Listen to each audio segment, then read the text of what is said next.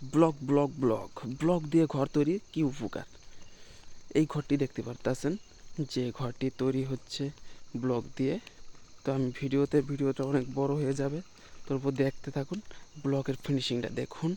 এটা দিয়ে ঘর তৈরি করলে প্লাস্টারটা খুব পাতলা খাবে এবং অনেক মজবুত হবে। দেখেন এখানে পিলার থেকে বোঝাই যাচ্ছে না যে এখানে গাঁথনি হয়েছে সামনে।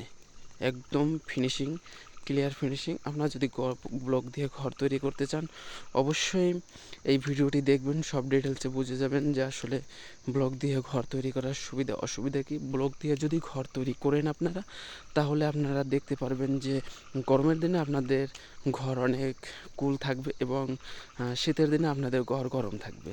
এখানে ব্লকের গাঁথনি দেখানো হচ্ছে কতটা ক্লিয়ার এবং ফিনিশিং।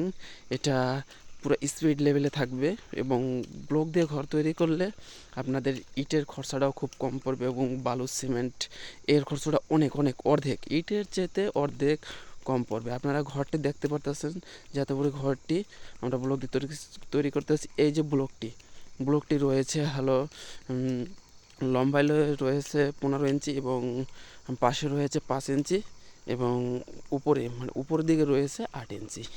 আসলে ব্লকগুলো অনেক টনকে, যে ব্লকটা ফেলাই দিলাম বাট কিছু হলো না।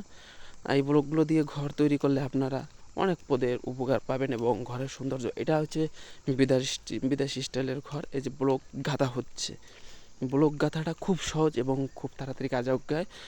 আপনারা যদি ব্লক দিয়ে ঘর তৈরি করতে চান আমার কমেন্টে বলবেন, আমরা ব্লকের একটি ঘর তৈরি করছি।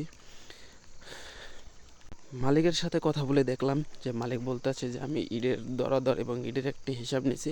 হিসাব নেওয়ার পর দেখতেছি যে ব্লকে খুব ভালো এবং মালিক বিদেশ থাকতো, তো সেই কারণে বিদেশের স্টাইলে ঘরটি তৈরি হবে। তো ব্লক অনেক সুন্দরভাবে ব্লকের কাজগুলো হয় এবং